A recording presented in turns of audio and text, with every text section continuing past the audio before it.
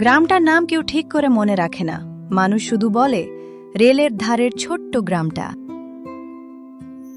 সন্ধে নামলেই ওই গ্রামে একটাই আলো জ্বলে, পুরনো মন্দিরের সামনে একটা ছোট্ট প্রদীপ।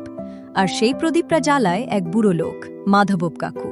মাধব কাকু কথা কম বলেন, লোকজন জানে তিনি একা থাকেন। দিনে রেলের কাছে ঝাড় দেন, রাতে মন্দিরের সামনে বসে থাকেন।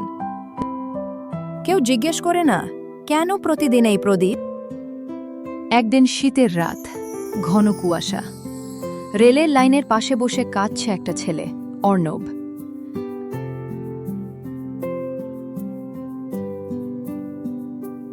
মাধব কাকু জিজ্ঞেস করলেন, এত রাতে এখানে কেন?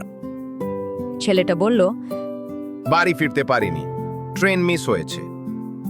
মাধব কাকু নিজের চাদরটা খুলে ছেলেটার গায়ে দিলেন, হাত ধরে নিয়ে এলেন মন্দিরের সামনে। প্রদীপের আলোয় বসে অর্ণব বলল, আপনি এখানে একা থাকেন কেন? মাধব কাকু চুপ। অনেকক্ষণ পরে বললেন, কারণ কেউ যেন অন্ধকারে পথ না হারায়। অর্ণব বুঝতে পারেনি কথাটার মানে। পরের দিন সকালে গ্রামে হইচই।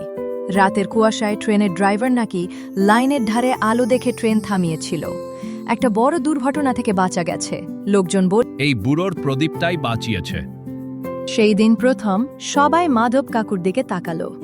অর্ণব স্কুলে ফিরল, যাওয়ার আগে বলল, আমি বড় হয়ে কি হব জানেন? আলো হব। বছর কেটে গেল, মাধব কাকু আর নেই, কিন্তু মন্দিরের সামনে আজও প্রদীপ জ্বলে। এখন অনেকগুলো।